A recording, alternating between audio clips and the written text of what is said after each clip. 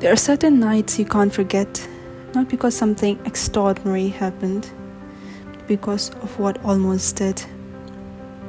That night, the air felt heavier, charged with something unspoken between us. I can still see it when I close my eyes. The way the city lights blurred through the car window, the quiet hum of the radio. Your hand gripping the steering wheel like it was the only thing keeping you steady. We didn't talk much.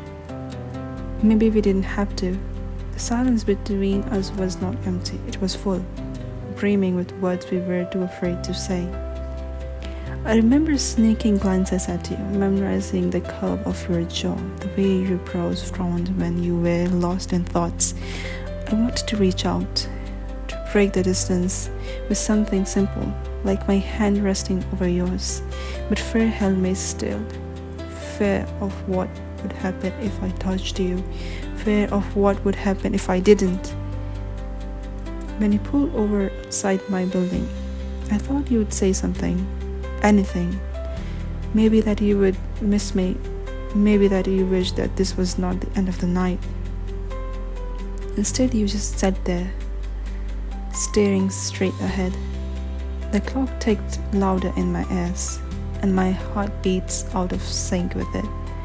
I waited, half hoping, half dreading. And then you looked at me, really looked at me. Your eyes held all the things your lip refused to: regret, longing, something that tasted dangerously close to love. For a second I thought you'd speak. I thought you would undo the silence that had been building between us for months. But then you smiled at that soft, heartbreaking smile of yours, the one that always felt like a secret and whispered good night. I didn't want to live. My hands lingered on the door handle, my body rooted in place, desperate for a reason to stay. But pride is a heavy thing, and so is fear. So I nodded, pretended to smile back, and stepped out. The night air was colder than I remembered. I walked away without turning back, though every bone in my body begged me to look. Inside my apartment, I lean against the door, my chest rising and falling like I've just run a marathon. That's when the realization hit me. It wasn't the goodbye that hurt. It was the goodbye we didn't say. Because goodbyes are final. They close a door. But when we left, that night was an open wound, a pause that never found its ending. Now, whenever I think of us, it isn't the laughter or the moments we shared that play in my head. It's that night, that heaviness in the car, the almost words stuck between us, the goodbye that never came. Some nights, I wonder, what would have happened if I stayed?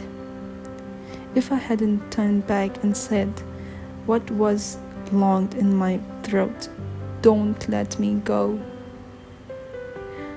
Would you have stopped me? Would you have fought for us?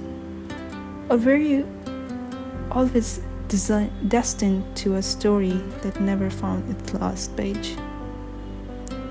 Maybe that's why it lingers, because there's something heavier than a love that never got the chance to live properly. There's nothing more haunting than the night we couldn't say goodbye.